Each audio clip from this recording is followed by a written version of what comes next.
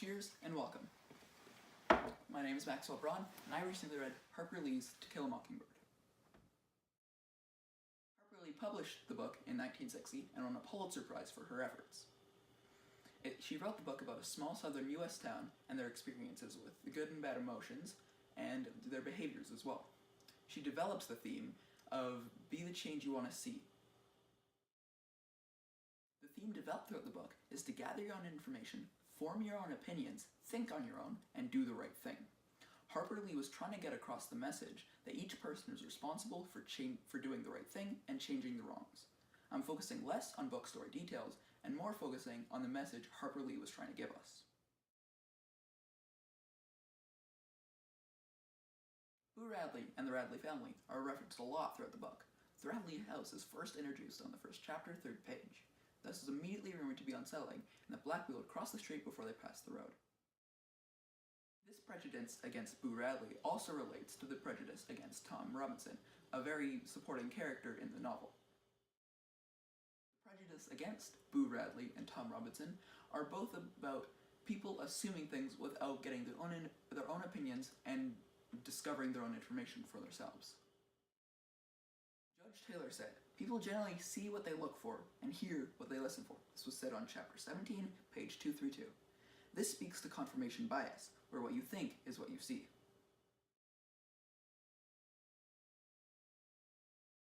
Conversation from the book between Atticus and Scout says, "Atticus, he was real nice." And Atticus replied with, "Most people are, Scout, when you finally see them." This is on the last page of the book, and this is left with heavy intent. Another quote by Harper Lee, which wants you to start thinking differently and try to understand what you're thinking. Tom Robinson was accused of rape. Even though he was innocent, he was found guilty, not because of the case that was presented, but because he was black and the people that accused him were white. He actually helped the woman who accused him of raping him later. Atticus Finch said, "You never really understand a person until you consider things from his point of view, until you climb inside his skin and walk around in it." This was said on chapter 3, page 39. Basically, he's trying to say that everyone has the ability to be empathetic, but not everyone acts on it. Thinking differently requires you to act differently and be brave. The townspeople and jury were peer pressured into not choosing the right thing to do. That makes me think that people believed that white people were in fact better than black people based on how they thought. Atticus was initially forced to represent Tom as a public defender. Atticus did the right thing by defending Tom to the best of his ability and even putting his own life in danger. His family also took a blow. For example, when Frances called Scout's father a derogatory term on chapter 9, page 110, he also referred that the same term could be applied to Scout. Atticus said, "I want you to see what real courage is, instead of getting the idea that courage is a man with a gun in his hand.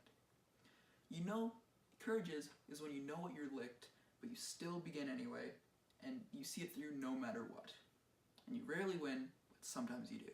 This was said, chapter 11, page 149. Courage and action go hand in hand, as demonstrated by Atticus, who put up with slandering and hate from a large portion of the town, just for doing something that was not only important to his character, but also a position he was forced into.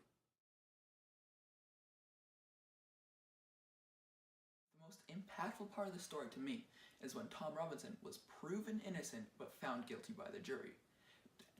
Atticus proved that he was innocent because there were bruises of a right hand on her neck and left punches on her face. And since Tom's left arm was destroyed in a cotton machine, it couldn't have possibly been him. And even with this proof, they still found him guilty. I think that the jury believed Tom, but still found him guilty because that was the expectation of the townsfolk. And I find that very terrifying because very few rich and powerful people can sway the masses just by thinking a different way. Like I said, as you grow older, you'll see white men cheat black men every day of your life. But let me tell you something, and don't you forget it. Whenever a white man does that to a black man, no matter who he is, how rich he is, or how family he comes from, that white man is trash.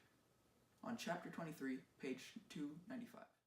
This quote really resonates with me because it does not matter what is socially acceptable. I am alone responsible for my behaviors and actions. I have to do what is good in the eyes of God. I want to be the person that does the right thing instead of bandwagoning with the population. I want to treat all people equally. I want to gather my own information, think on my own, and act on my own. I want to be the change I want to see. Thank you for listening to me. I've been Max Braun. I hope you enjoyed your time.